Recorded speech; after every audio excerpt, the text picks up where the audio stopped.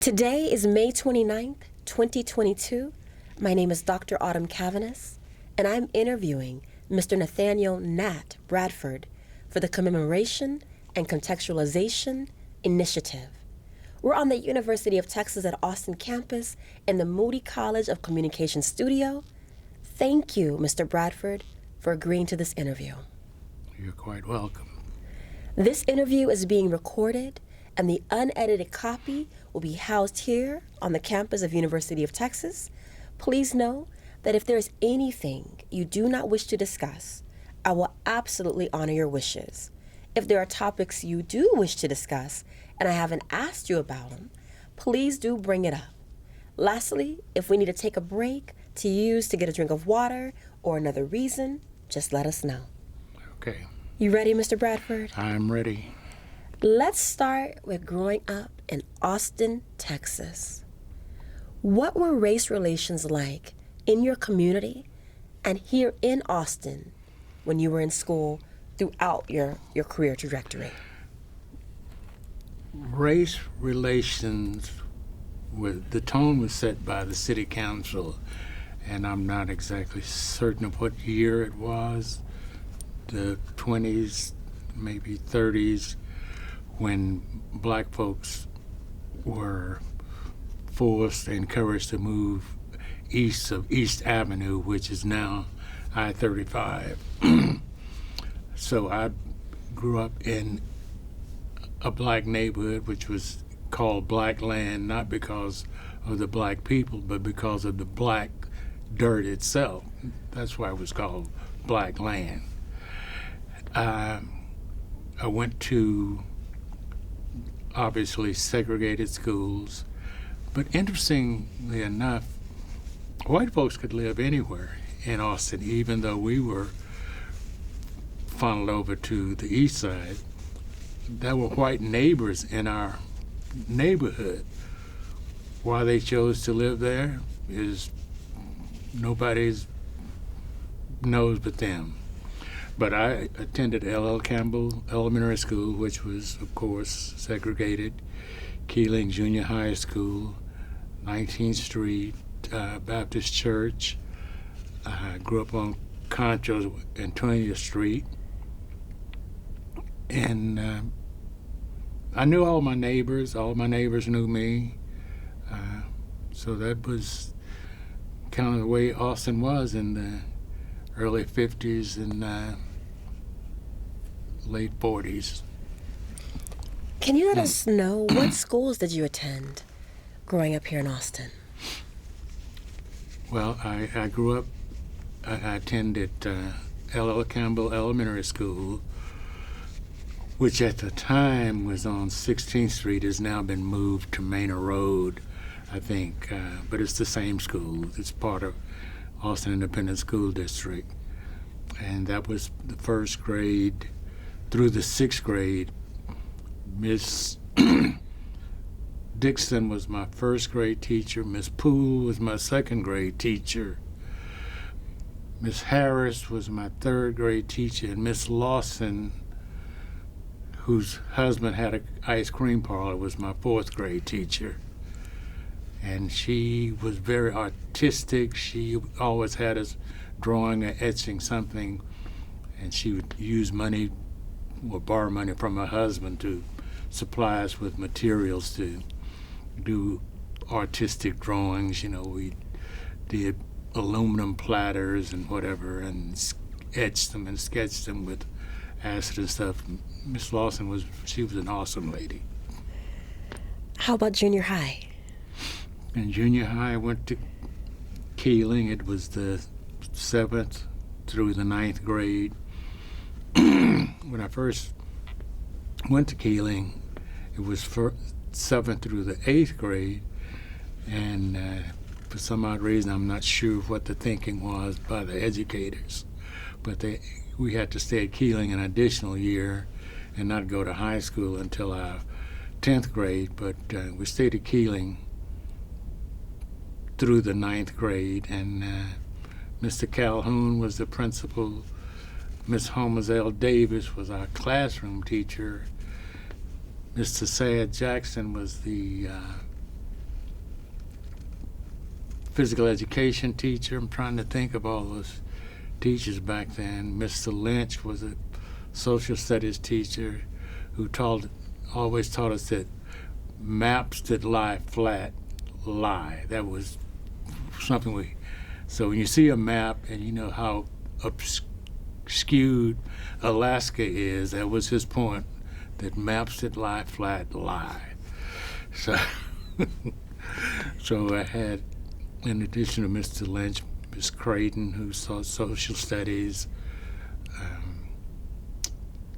Can't remember much.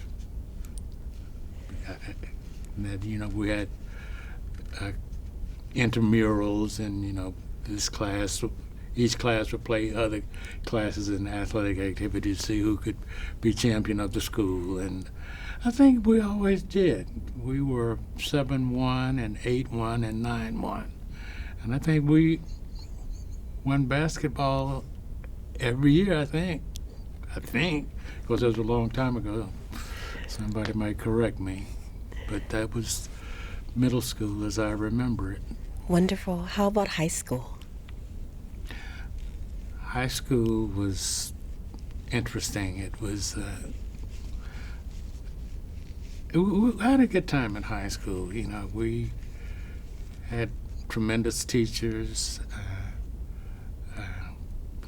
and Anderson has a tremendous tradition of athletics and academics and music. You know, the Anderson band would win championships at Prairie View. The Anderson football team would win state championships. The track teams won championships at the competition at Prairie View. That was before black schools were admitted into the UIL. It was back in the glory days, where Prairie View was kind of the heart of academics and athletics for black schools. And Anderson did well in every aspect of it. And what was the mascot for Anderson? The mascot was the Yellow Jackets, and we're still Yellow Jackets today. You meet anybody who went to Anderson, they will let you know that we are the black and gold Yellow Jackets. And we're still taking names. Mr. Bradford, what had you heard about UT Austin before you came to school here?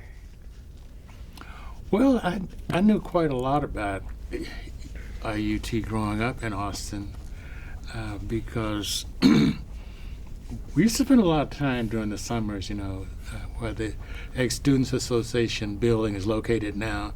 There's a creek there, which we used to spend practically all day, every day during the summer, hunting fish and frogs and snakes and whatever we could find. So being familiar with UT was just common knowledge back then. You know, the football stadium was not locked on the weekends, so during the fall months, you know, we played football in the Memorial Stadium, and I was the Mustangs in front of the museum. You know, we rode the Mustangs every summer, you know, climbing over them, going through the museum. I think more kids need to go through that museum because it's really, really educational and entertaining, especially with Texas animals and livestock and whatever. So I would encourage UT to somehow or another expose that more, market it somehow or another, and let kids know that they can find a lot about Texas from the museum, which is sitting right here in the middle of Austin. So I knew a lot about UT before. I had aunts who worked for fraternity houses at UT, so I was familiar with that aspect of it, the fraternities, and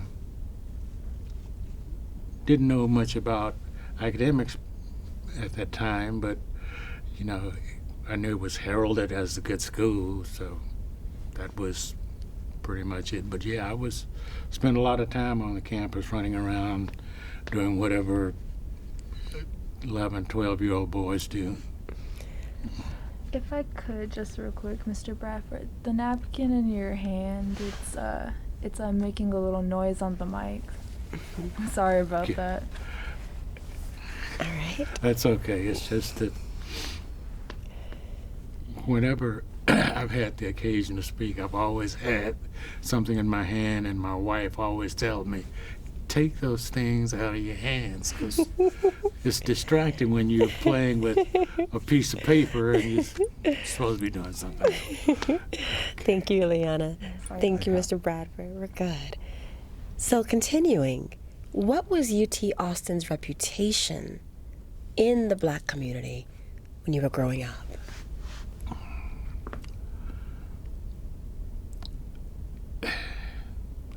You know,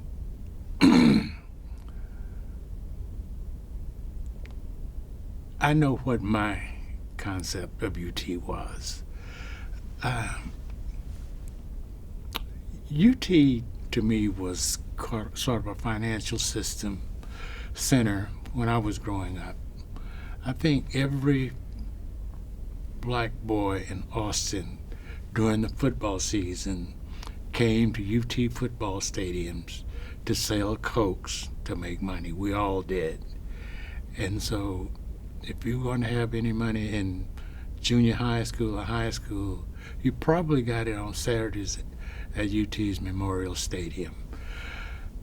How much money could one make selling Cokes on a Saturday? You could make $50 or $60 if you worked hard, or as some of them did. They got into the stadium, made $15 or $20 and sat down and watched the game. But that wasn't most of us, thank goodness. But, you know, I had a pastor at 19th Street, Reverend Harold Branch, who was a big person for espousing education. So we had a small black church, not a lot of young adults to house the kids, do things with us as children. Reverend Branch came over to University Baptist Church, got some college students who would come over to 19th Street Church on Friday evenings and entertain us. We had Bible drills, we had refreshments, cookies, sodas, maybe cake. And this was led by a group of white kids from University Baptist Church who spent that Friday night with a group of black kids in East Austin.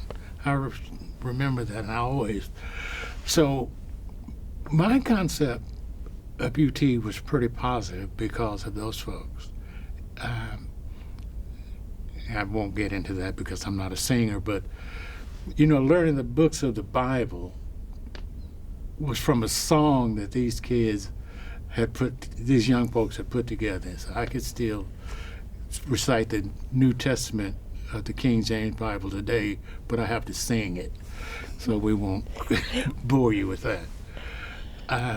But because of Reverend Branch's reaching out for assistance with his young folks, and they accommodated him, I had a very positive attitude, personally. Unfortunately, a lot of people my age are no longer here, so, but they would validate what I just said, though. Did you recall knowing about the Human Sweat v. Painter case? I did when I got here. I did not know about it before. But yeah, I did. And I think that was kind of brought to my attention. I paid more attention to it because Virgil Locke, one of the first, maybe the first black graduate of UT Law School, had a brother and we were in high school together. So I was quasi-familiar with a little law stuff that went on, because Leslie would tell me, because his brother was kind of in the shaping of this whole thing. Unfortunately, neither one of them is still here but kind of knew about it through Virgil Jr., who began UT after he graduated high school as well. Were there other civil rights cases in the news when you were growing up, Mr. Bradford? I think the biggest civil rights case I remember, because I think we're about the same age, was Emmett Till, which was just a horrific incident that happened. Brown versus the Board of Education, all that was happening in Kansas was kind of the impetus to what was about to happen in Austin. So yeah, I was familiar with that. And when I started UT, we were still trying to get things integrated. And Booker T. Bonner, I don't know if you've ever heard his name, was a student here who was campaigning to get all of the theaters and whatever restaurants in and around the campus integrated so that we could partake of their services. So Booker T. Bonner was, if you can Google him, you'll probably find something about him and what his efforts were in trying to make things equitable for everybody in the early 60s and late 50s and early 60s. But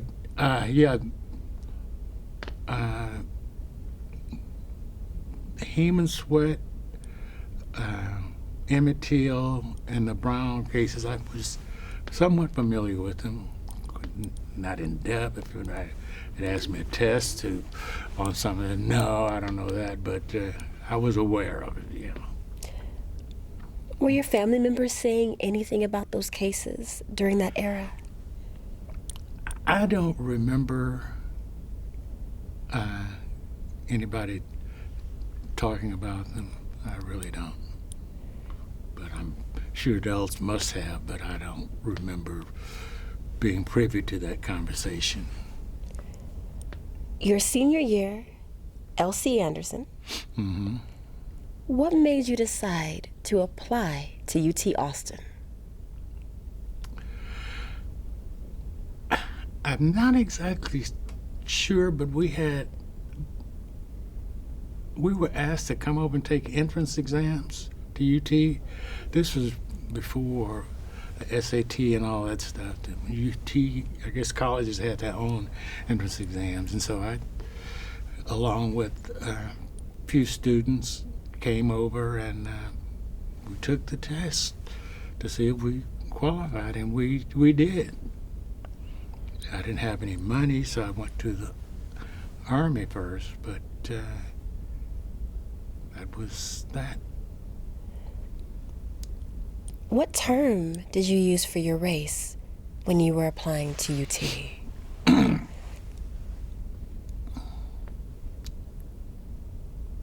think I was a Negro then.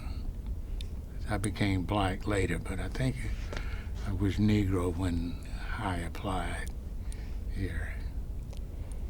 How did your family feel about you coming to UT? Well, now that's an interesting story. Tell us. When Austin schools integrated in 1958 or something like that, I told my mother I want to go to Austin High. Of course, she had a cow. Why do you want to go to Austin High?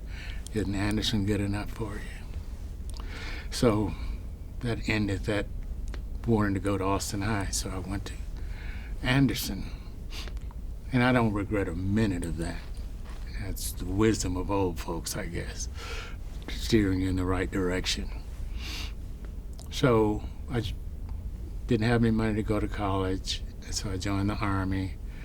So I did have a partial scholarship to go to Dillard in New Orleans, but she thought that a baby son could not handle being in New Orleans at faraway school, so we just kind of blew that off.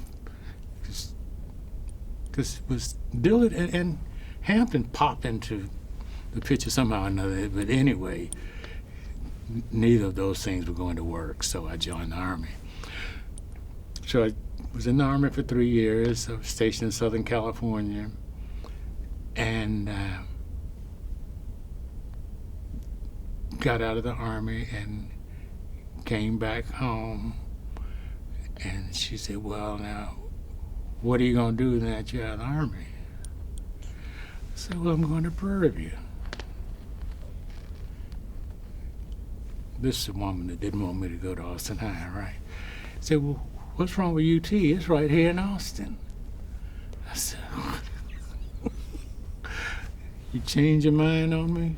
So I didn't go to Prairie View, to make a long story short. And she said, well, what's wrong with UT? So I applied, and my credentials were still satisfactory. So the woman that didn't want me to go to Austin High wanted me to attend UT, so I did. How did you get to campus each day? I walked. The house I grew up in, you know where the girls' softball field is, was in left field. So I just walked over here every morning. What street did you grow up on, Mr. Bradford? I grew up on Concho Street, Concho, and 2000 Concho. It's no longer there. We had a beautiful old walnut tree in the yard. I think they left that walnut tree there. I don't think they cut it down when they built the stadium, so hopefully it's still there. So you would walk from Concho Street to your classes? Yes. How long would that take you in the morning? 20 minutes. Wow. And wasn't it big a deal? I was used to walking. Spent 3 years in the Army. We walked everywhere we went. So, and that was motivation too. There were a lot of guys who had, who I knew had jobs at UT. You know, maintaining the grounds, maintaining the facility itself. And I remember coming to school one morning, and it was cold. Like in the 20s, which is really cold for Austin. Walk across the stadium grounds, and the guy, hey, Nat, how's it going? It's going, where are you going? I'm going to class, man. And I said, that's why I'm going to class, because I did not want to be out there in that weather and those temperatures dealing with that. So I said, well, I'll just keep on going to class. So it's nice and warm in the buildings. But that's kind of how I got here. That's powerful memory. Yes. Because it propelled you to keep going on? I think my mama and aunts kind of encouraged me to keep going on. Let's back up a little bit. Yes, sir. You realize that I'm growing up in a segregated black neighborhood, right? And we had a corner grocery store, which was owned by a white man, right? Mr. Stark, Walter Stark, I'll never forget him. And when I got out of the Army, and I stopped by Mr. Stark's store from time to time, and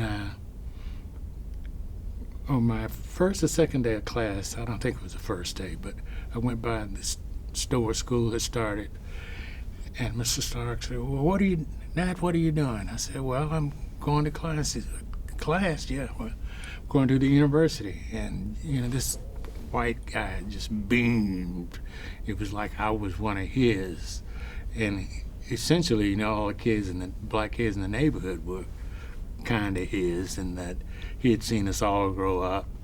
And for one of his to be attending the university now brought a little pride to him as well, you know. So that's, so as bad as things were, they weren't as bad as some instances might picture them to be. At least I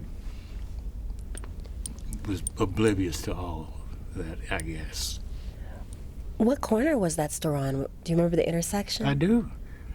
It was on the corner of Comal and 21st Street, which they are redoing everything over there. That little corner has long been gone. It's just kind of north of the baseball field. You know where the baseball field is? Just out of north, you know, MLK is here, then 20th Street is here, and then 21st Street is 2 blocks up from MLK. Yeah, but it's long gone. What were your first impressions when you arrived on campus as a student?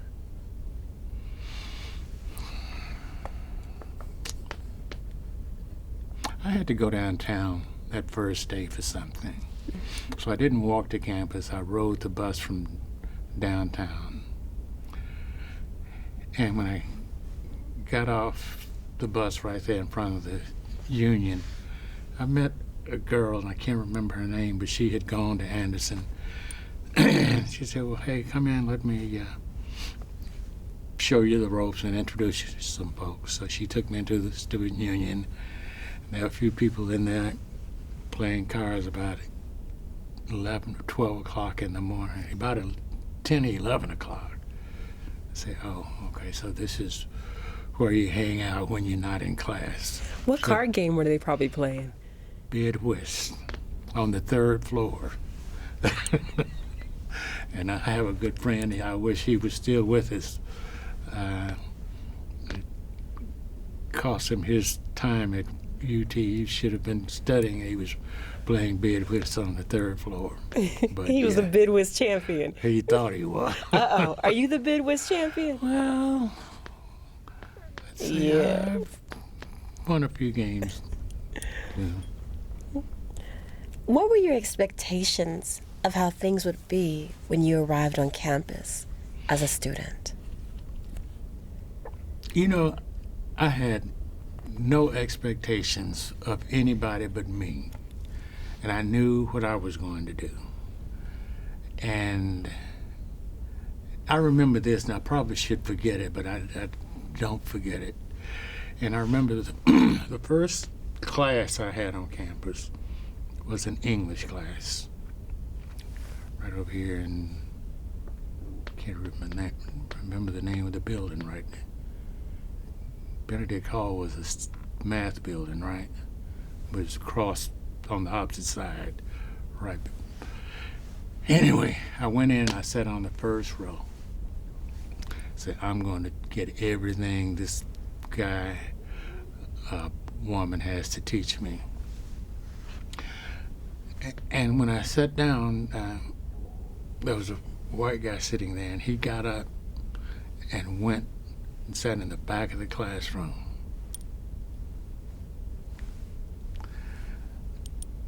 And before class started, this woman may not have been as pretty as I imagined she was, but this beautiful blonde-haired girl came in and sat where he sat.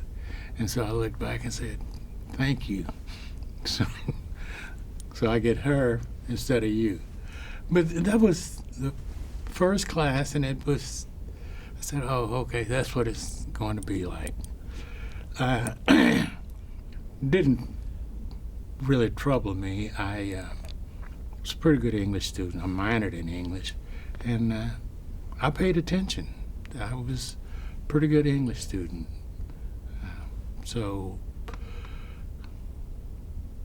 my anticipations were not affected by anybody else, affected by what in the world I expected of myself and what I was going to do for myself.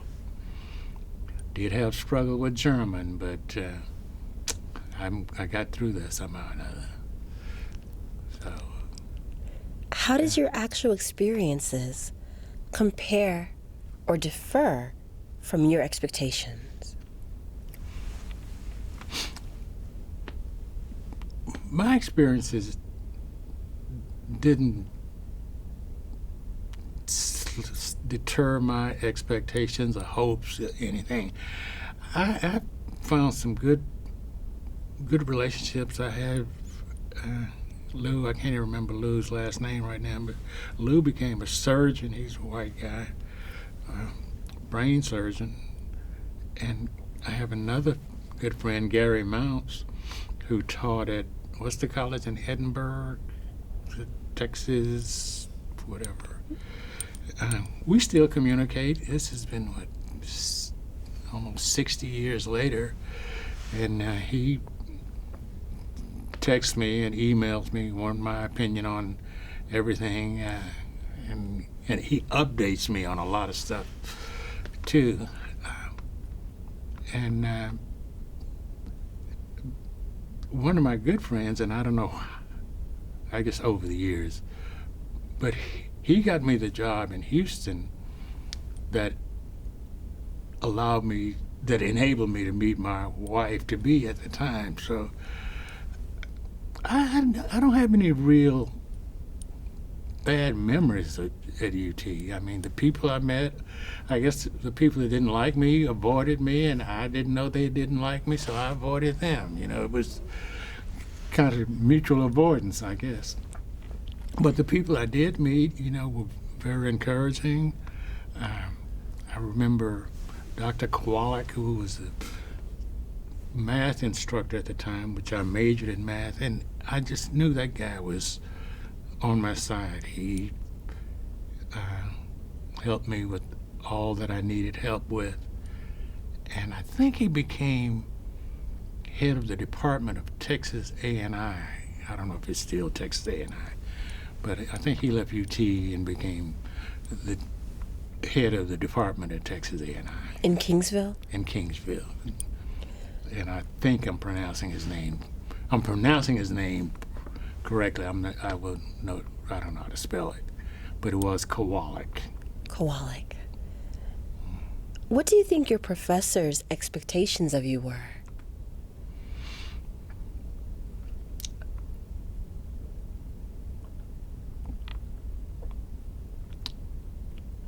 I think that expectation, but that you are going to matriculate through this class or you're not going to make it. And as a result, I probably was not as diligent. I know I was not as diligent a student as I should have been, because in biology, freshman biology, DNA and RNA was just being kind of got into. And I never did quite understand that helix. And the double helix? Yes. I never did quite understand it. And since then, I've gone on the internet to kind of educate myself about DNA and RNA. And I say, okay, if I had been a better student, a more diligent student, it would have turned out better. But that's on me. It's not on the professor. Now you're a Watson and Crick expert. So, what was your living situation like in your first 2 years? well, I lived at home. All 4 years? Yeah. Well, until I got married. Okay. So, eating was good. Food was good. I remember during Thanksgiving or something, and me and a couple of guys, I can't remember who they were right now, were riding around, and we went by my house so I could introduce them to my parents, to my mother and aunts. And it was Thanksgiving, so there's tons of food as usual. And as Herbert was one of them. I can't remember Herbert's last name right now.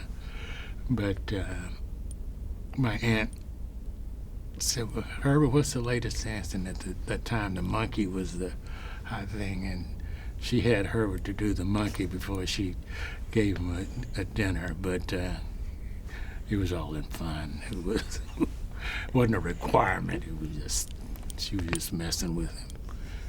So it was good. Can you share more names of the other black students who you knew and spent time with when you were a student at UT?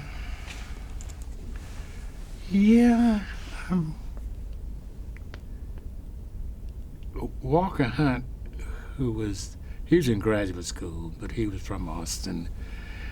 And so I spent a lot of time with Walker Hunt. He teaches now down at San Antonio College. He's in San Antonio.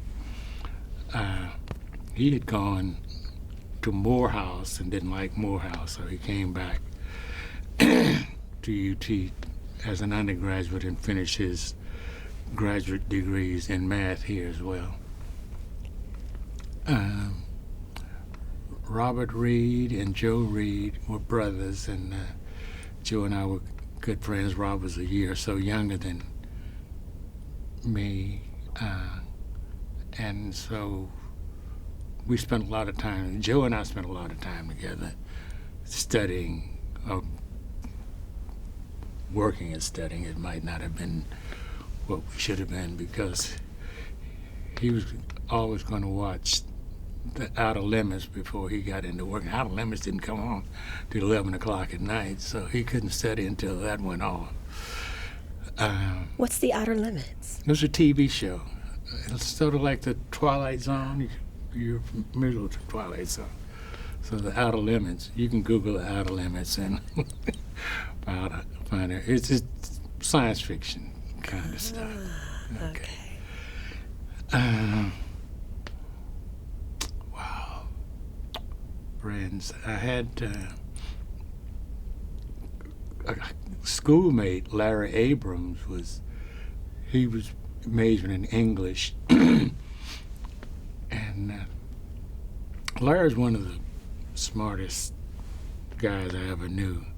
Of course, I think Booker T. Dabney was absolutely the smartest guy I knew. He was taking freshman biology, and he was taking physical chemistry at the same time. And our biology lab instructor was one of his classmates in P-Chem, so this guy was just way out of there. This is Booker T? Yeah, Booker T. Dabney. He was just the smartest guy I ever knew. I mean, we took German together, and we were all wondering if we passed, if we won, and we, a group of students, black and white, sitting outside the class one day wondering. The instructor said, one person made an A, and we said, well, Dabney made the A. But he didn't. He made a B, but and I don't know who made the A, but everybody in the class knew who should have made the A. But yeah, Booker T. Dabney was something else. He was some kind of student. Whatever became of Booker T, do you know? He died. Unfortunately, he died at a very young age. But God, he was smart. They're good they die young, you know. Right. Yeah, he's been dead for quite some time now. Now, I know you might have potentially been the bidwist king on campus. What else did you do for entertainment?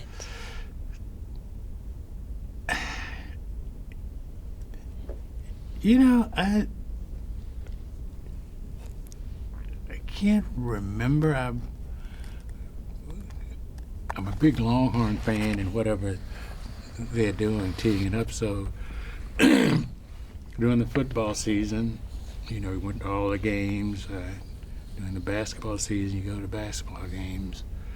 I remember going in 1963 and Texas won the national championship. They were playing Baylor. I think Texas was number 1 and Baylor was number 2. And my date and I were going to the game, and this guy might not have been a smart decision on my part, but he offered us $100 for our tickets. We said, no, we're going to the game. In 1963, $100 to see Texas beat Baylor, which they won 7-0. But You still think about that moment. yeah, I do. $100. And you Google $100 in 1963 equals. Yeah, so, but, you know, just coming to school, studying, maybe going to a nightclub or something, or maybe we had a few dances at the school. The fraternities and sororities and whatever were always doing something that was building across the street is what they seemed to used to have something. I can't remember. We'd have to get with some of the fraternity folks to find out where all the dances were held. I think some were held at Rosewood Park, but I think most of them were held at some buildings on campus, a Catholic building or something down on, what's that, 21st, 22nd Street, somewhere down there. So that was kind of what that was like. But yeah, as far as UT, my expectations were for me, and I think my instructors' expectations were pretty much what they expect a college student to do. I was in Houston once at Texas Southern, and I did have an English teacher, Miss Domke, don't forget her name, it's Domke, I think, who also taught English at Texas Southern during the summer. So I was on UT Texas Southern's campus, and I went over there. I don't know what I was doing over there, goofing off, I guess.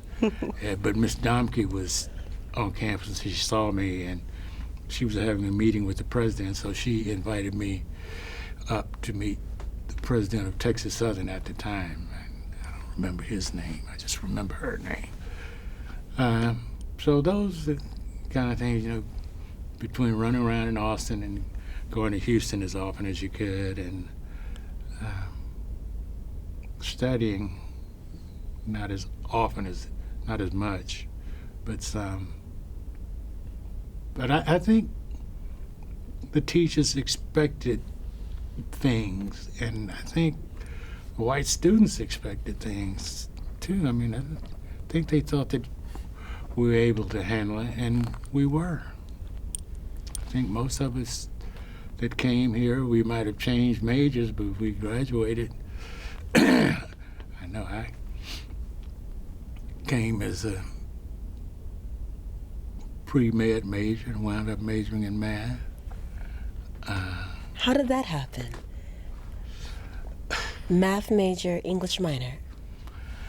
I enjoyed writing. I was not pretty good at some of my essays were pretty good, and I just enjoyed writing. And we had one class that we had to critique writers, and I mean newspaper articles from. We'd get a newspaper and then read the article and critique it for the instructor. I don't remember who the instructor was, and I was pretty good at that. And I think, you know, a lot of us were as good as those newspaper writers back then.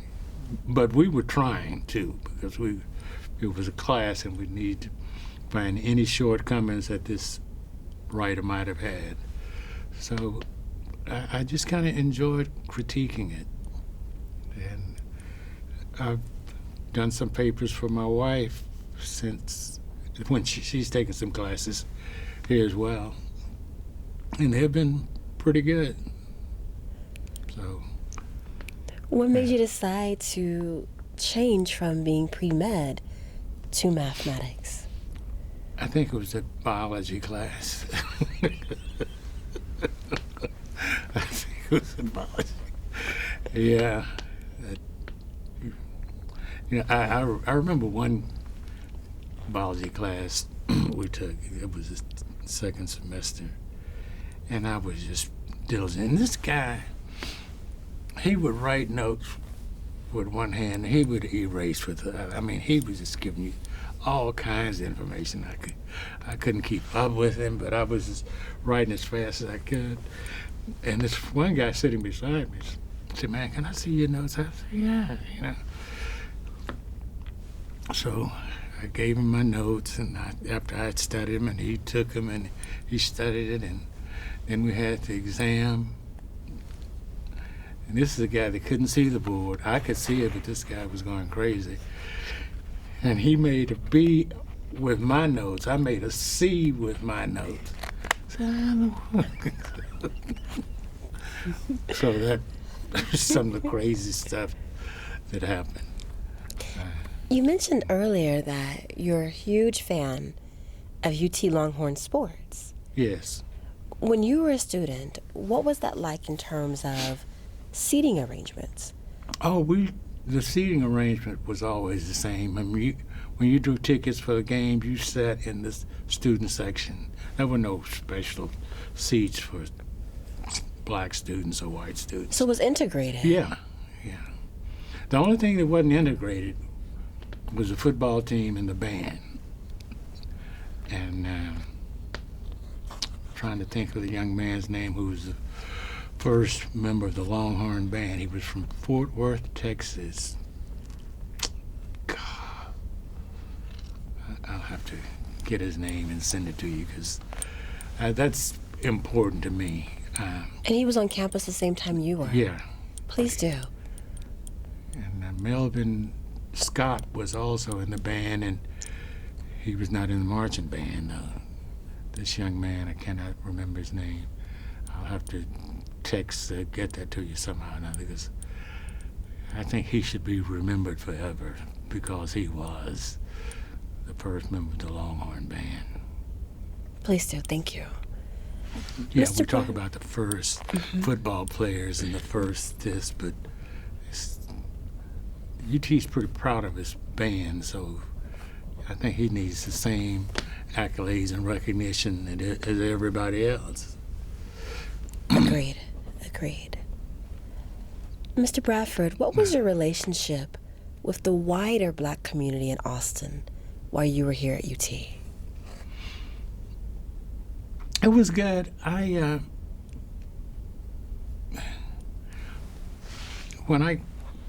got to realize when I started here, I couldn't wait to get out of the Army.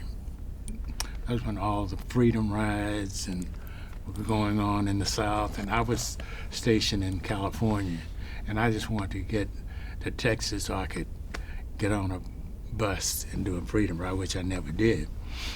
But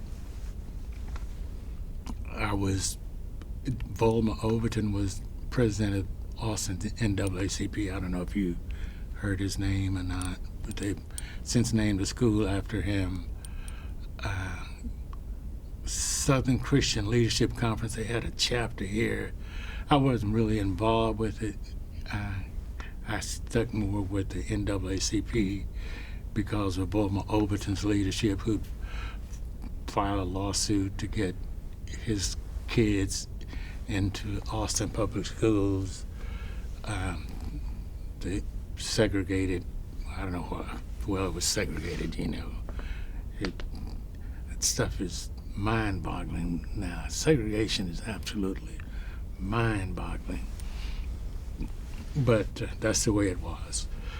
But as far as the black community, yeah, if you were going to protest something, I was going to be there.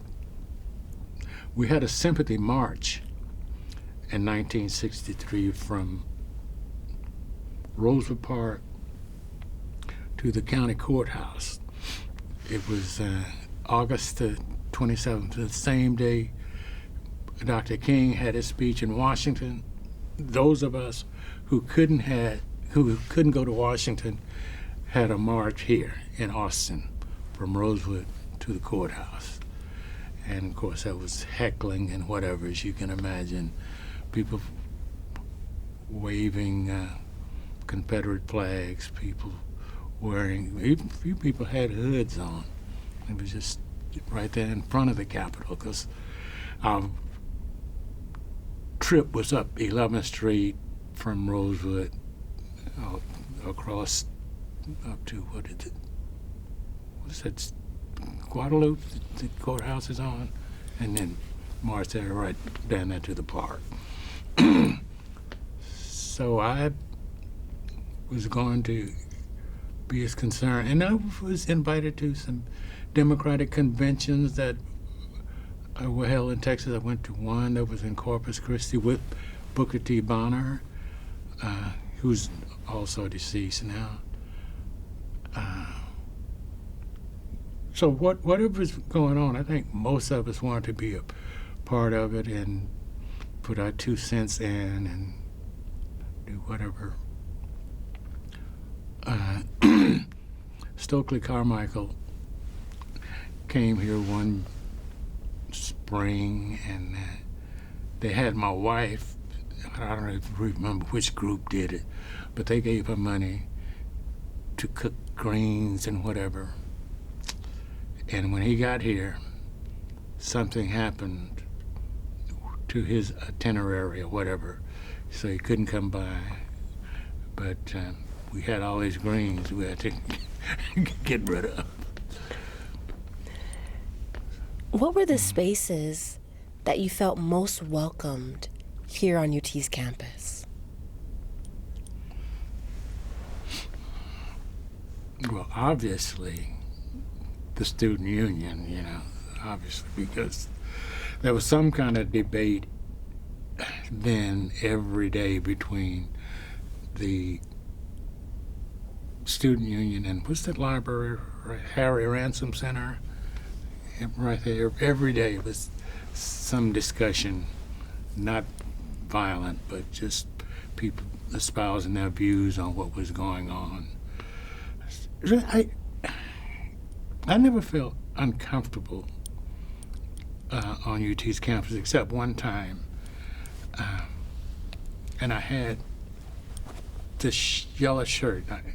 Why I remember this, I don't know, but on this shirt it had BULLSHIRT, bull shirt. And they had a security guard on the door that wouldn't allow me to enter the library because I had on this bull shirt. And Which is a play on words. yeah, but I guess he was filling some blanks, putting something in there that wasn't there. It was bull shirt, not anything else. And I was told later that I probably should have gone to the dean of the college to complain about it and say he was a jerk and let it go. Did you participate in school organizations and activities at UT?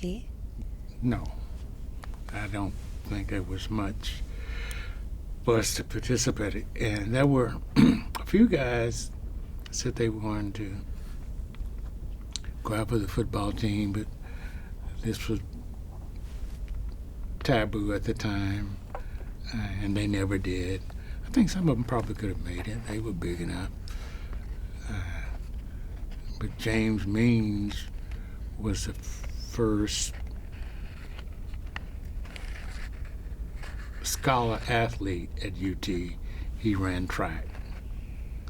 And of course, others in football came on somewhat later. But he was the first scholar athlete. How did coming to UT and spending time here as a student impact you?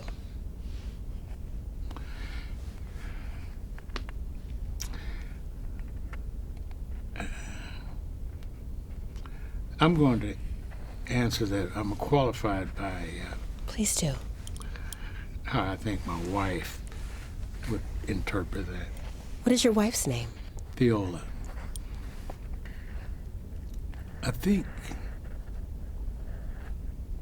coming to UT back then gave you a little bit of arrogance, cockiness, confidence, whatever.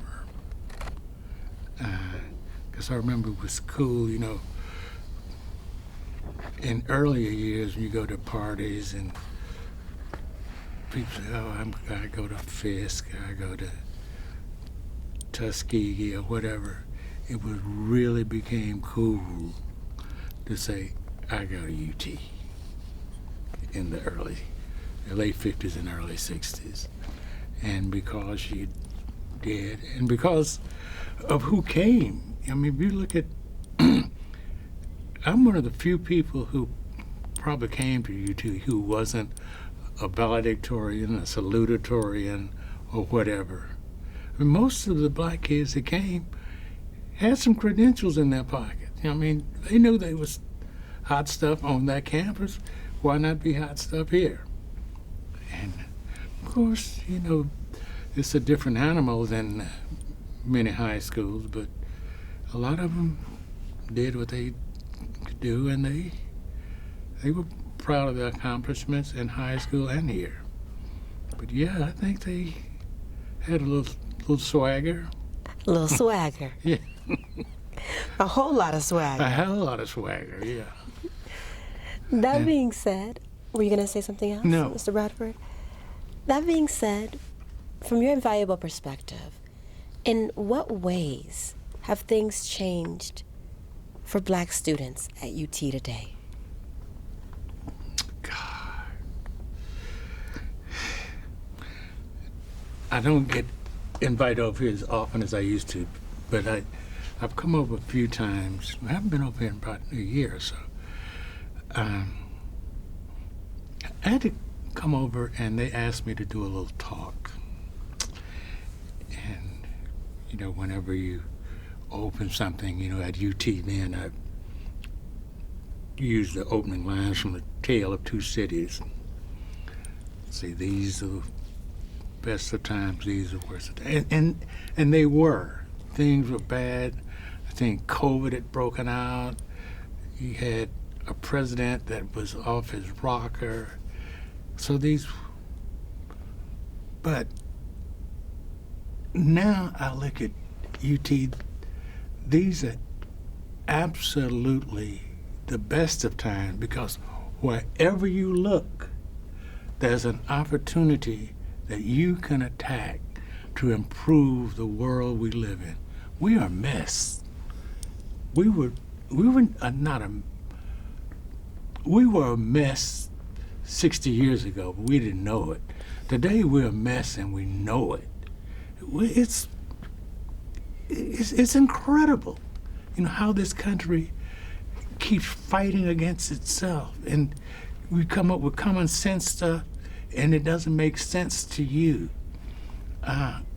You know, I'm preaching now, so I'm gonna get off that. But It's Sunday. okay, it's Sunday.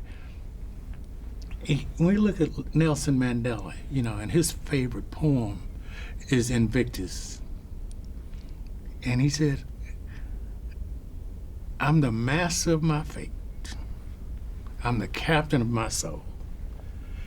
We truly are. And we need to take up that mantle and make this world a better place. I don't know what happened, but we got work to do. All the stuff that we thought we had to fight against, we did, and we made some improvements. But along the way, we got off the track, and instead of finding out how much alike we are, we want to find out how different we are, and we're not. There's no such thing as white blood or black blood. The concept of race is a myth. There are no human races. There's just one race, people. So what we have dumped in your lap, and your lap, is to make this world a better place, because somehow or another people don't want to. And you know, and it may be the media. You know, let's go back to the 50s again right quick. Let's do that. Who had 3 networks, right? ABC, NBC, CBS. Everybody watched Johnny Carson. Everybody watched I Love Lucy. Now, you can watch whatever you want, whenever you want, wherever you want. So we got all these ideologies or whatever that are drawing people to this, you know. And before we were kind of channeled to look at the same thing, we kind of viewed things. We know the world wasn't perfect. I mean, Ozzie Nelson might have been a child molester, an alcoholic. We don't know what he was. But the image we saw was a guy going to work and coming back home.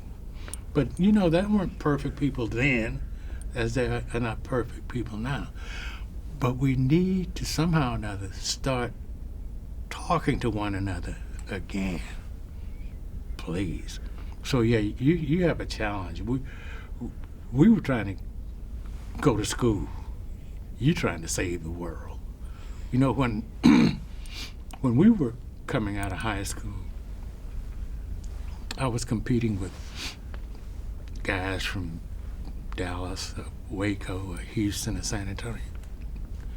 Y'all come out of school, you compete with people from Bangkok and London and South Africa. It's just a whole new ball game.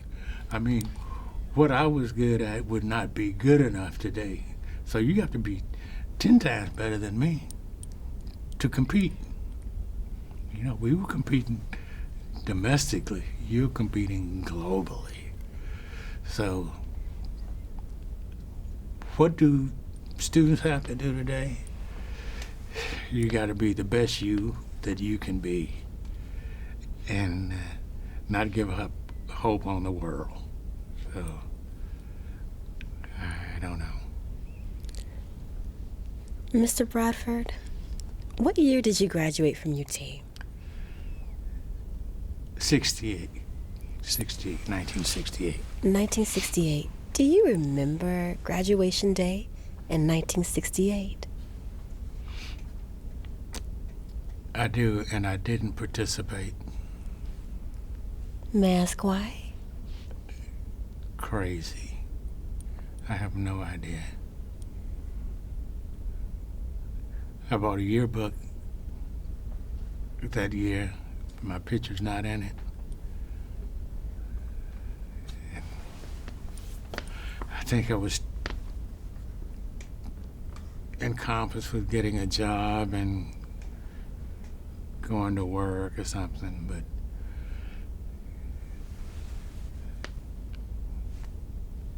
that's one of my greatest regrets. And it'll haunt me forever, because if you look at the 1968 yearbook, there was just a handful of black students in there, and my picture should have been one of them.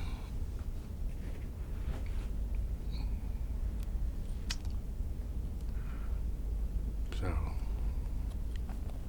Yes, sir. all that swag wasn't all that. Yes, sir. So you should have had enough swag to get over here. But I truly, truly regret that. So all this grandiose stuff boils down to not doing what I need to do. And that bothers me a lot. And I think that's why I continue to volunteer in the school system, is to hopefully encourage somebody not to make the mistakes that I made. And I think that's probably one of the biggest mistakes I've made. It's,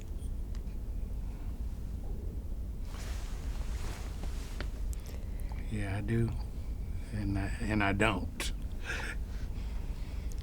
Can you tell me one of the best decisions you made as it pertains to your undergrad or your career? I think probably the best decision was to change majors. From pre-med. From pre-med to math. So that you could graduate. So I could graduate. Yeah.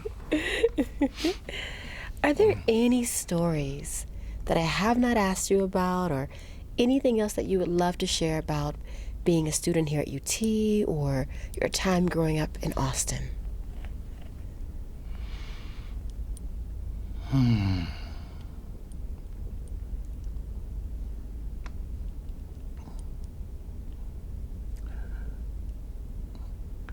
I'm proud of UT. I went to a gathering of precursors a few years ago, and General McRaven was there, and he apologized for what UT's history was, and we can't undo it. But he apologized, and to me, I accepted the apology, because you can't undo stuff. You can admit it and move forward as best you can. So that was a great thing to me, was for him to say, hey, admit that UT had been wrong for many years, and say, okay, let's fix it and move forward. There's one building here, and I don't even know the name of it now, but it was Simpkins Hall. Are you familiar with it? Yes, sir. Okay, and Mr. Simpkins was a Klansman. I did not want them. I wrote, it was somebody taking a survey then, you have any ideas about this? I said, yeah, don't change the name. I think we should have kept his name on the building to show that we are becoming better people. You know, Barack Obama always says, we are becoming a more perfect union. We're not a perfect union, but we're becoming more perfect. We're improving. And I think we need to focus on our improvement and get rid of anything that retards our progress. And so, yeah, UT hasn't been all this forever, but I do think it's making strides. And I think a lot of schools are making strides. I think our country is making strides, but then it's hit a bump in the road, and we need to get back to our due diligence. We take our eyes off the road for a minute, and something can go wrong. You know how it is driving cars. You have to keep focused, and we have to stay focused. And these young folks that are here just have to stay focused, because every generation is going to have its own cross to bear. You know, you think about the University of Mississippi, when I can't think of his name right off the bat, integrated that school, the Little Rock 9, the Greenville 7 or whatever. There's always something to do. I mean, it's never perfect. There's always work to do. And we just need to do that. Just focus on, let's just make this world a better place. You know, we get up every day and we brush our teeth and we comb our hair and make ourselves presentable. Are we our best presentation every night? No, but we're all right. And we just need to work on ourselves every day. Be the best you can be. And I think if we had, I'm not going to preach again, but we had a Sunday school lesson a few years ago, and they asked me, how could we make the church better? What could I do to make the church better? I could make myself better.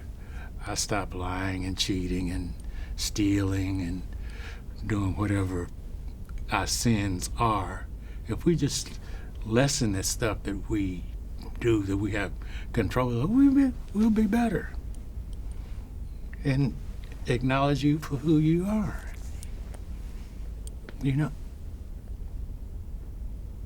Gay people are gay people. So what? Black people are black people. So what? Native Americans, Asians, whatever. We're all just people. There's a book that I'm reading. It's called From Man to Superman, and I can't remember the guy's name right off the bat, but I have it, and I'll text it to you when I get home and find it. And this was written, I think, in the 1920s. And this guy was writing it from the standpoint of a Pullman porter. He's a black writer. And you know what a Pullman porter is? No, you don't. And there's no reason for you to know. Well, let me educate you right quick. Please do. Back in the day when train travel began to proliferate, they had these black porters on the train, and they would take care of whatever your issues were. You needed a new towel, you needed assistance with your cabin or whatever it was on the. So you had, and these black men took these jobs, and this was the best job you could get because, in addition to traveling across the country, the passenger would pay these guys, would tip them, And I had classmates whose fathers were Pullman porters, and they made money. And I've read stories about them. I remember reading one story was on KUT. This guy was on a troop train from Baltimore to Brownsville, and when he, in 1940, and when he got down there, they took his hat, and all the soldiers gave him a tip in 1940. $3,000. You know how much $3,000 was in 1940? And you could buy a house. You could buy a house for $3,000. So these people were pretty prominent in their neighborhoods because they had the best job, And they hired A. Philip Randolph. You feel familiar with him, maybe. From San Antonio. Yeah, A. Philip Randolph was the president. And the reason they hired him, who was not a member of the Porters, is because they couldn't touch him. He could say anything, and his salary was paid by the Porter, so he could say anything to anybody without fear of retribution. What are you going to do to me? I don't work for you. So he headed that group up. But I was going somewhere with this, and I forgot where. From man to Superman. From man to Superman, yes. And this guy was an educated man, worked as a Pullman porter. He'd been all over Europe, but he came back to the United States because this was his home. But with all his education, the best job he could get was as a Pullman porter. And he would run into people that had high positions, not nearly as educated, but they weren't black, which he was. So that was a very prominent position to have in the early years. They even went to Washington, D.C. and petitioned President Roosevelt, hey, give us some slack. And they formed a union, and a lot of good things happened because of that union. So A. Philip Randolph was quite a guy, because he was a spokesman for that group, the Brotherhood of Sleeping Car Porters. I think it was the first black labor union, I think. Where are we? So from man to Superman, you were reading this and you felt inspiration. Yes, because this guy ran into a senator from Oklahoma who was obviously bigoted, but that's not the point. And this senator was pointing out to this educated black man some of the antics that he had seen black people do. You know, the step and fetch it. You're not familiar with step and fetch it, I know, but he's a black character from early movie days. You may even, if you ever watch any movie made in the 30s and 40s, you may see him, and he's always playing that coon character. But he did this to make a living, and that's what this guy, this porter, was trying to explain to this senator, is that a lot of times we do stuff to exist. That's not who we are. But you will accommodate by paying for it. So to get some good from your bigotry, I'll act like what you want me to act. And thank goodness we hopefully getting beyond that, I hope. That's why I don't, Jim Brown always said, when you score a touchdown, you score a touchdown. Act as though you've been there before. And we don't need to bring attention to scoring a touchdown. We don't need to bring attention to making three-pointers. Just do it. Yeah, you have opinions about things, but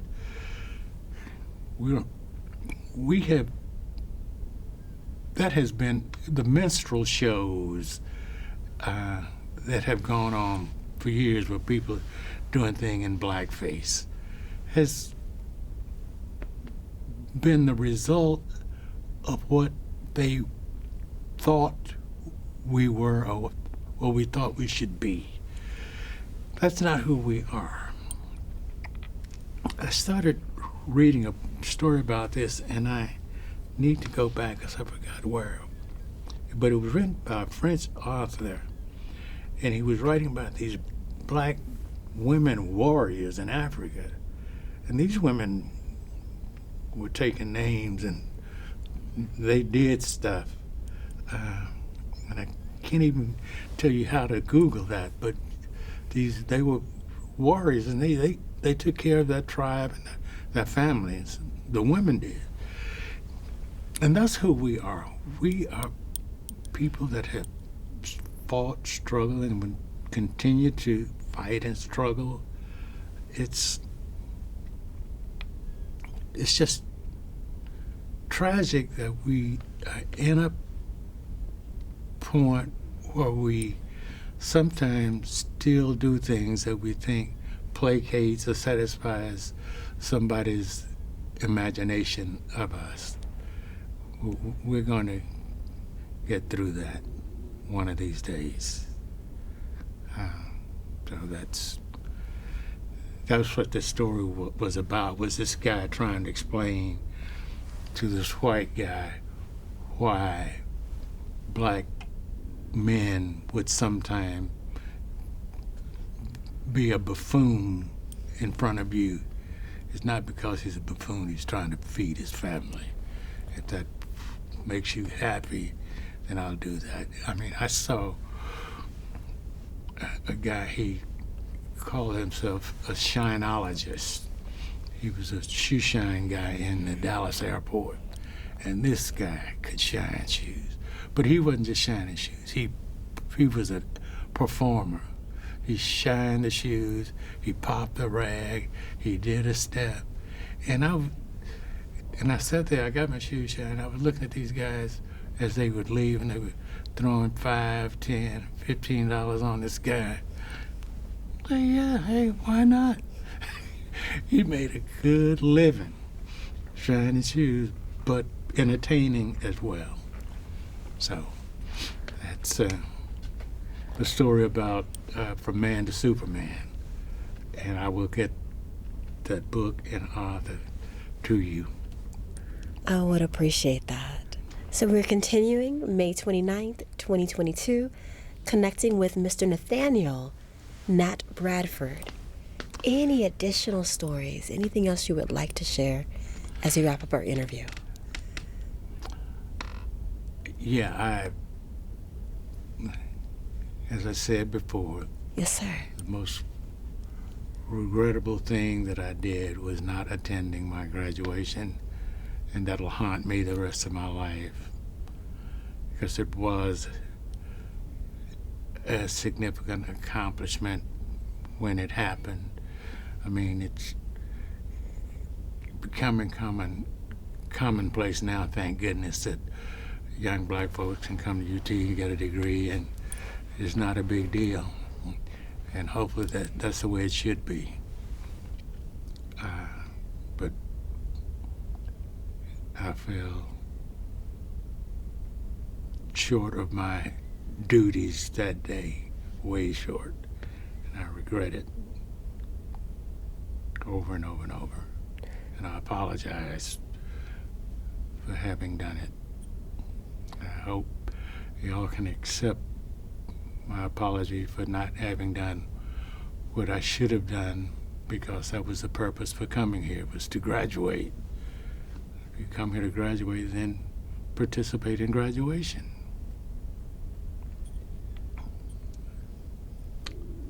That's it. Mr. Nathaniel Nat Bradford, I truly appreciate this opportunity to hear your story today, to interview you for the commemoration and contextualization initiative here at UT. I hope you're a good editor and get everything out of there that needs to be out. We will get everything out that needs to be out, but everything in is going to be in, because this was absolutely wonderful. Okay, well, I hope that you enjoyed it, and hopefully it was informative to some degree, and more importantly, hopefully it will be helpful in some way or another.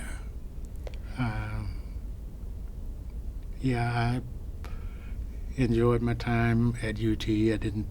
Wasn't a lot of time on campus, but the time that I spent here and the things, I was happy to see the women win the softball game yesterday. That was great.